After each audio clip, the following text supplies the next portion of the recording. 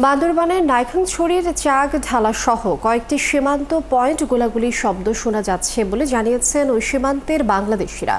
এছাড়া তারা বাংলাদেশ সীমান্তের মধ্যেও কয়েকটি গুলির খোসা পাওয়ার কথা জানিয়েছেন। সীমান্তবাসী আরও জানান, শনিবার সকাল থেকে মিয়ানমারের অভ্যন্তরে সংঘর্ষ শুরু হয়েছে বলে আঁচ করেন তারা।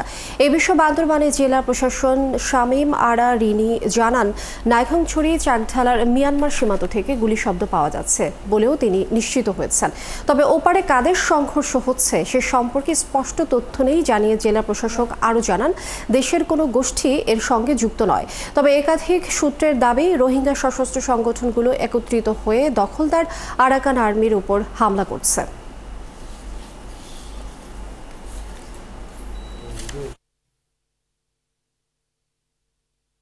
আমি খোঁজ নিয়েছি, ওখানে আরাকান আর্মিরা নিজেদের মধ্যে নিজেরা গোলাগুলি করছে। আমাদের দেশের কোনো গোষ্ঠী এটার সাথে ইনভলভ নাই, আপাতত এইটুকুই আমি নিউজ পেয়েছি। আর ওরা যে গোলাগুলি করছে, কয়েকটা বুলেটের খোসা এসে এদিকে পড়েছে আর কি, আমাদের সীমানার মধ্যে।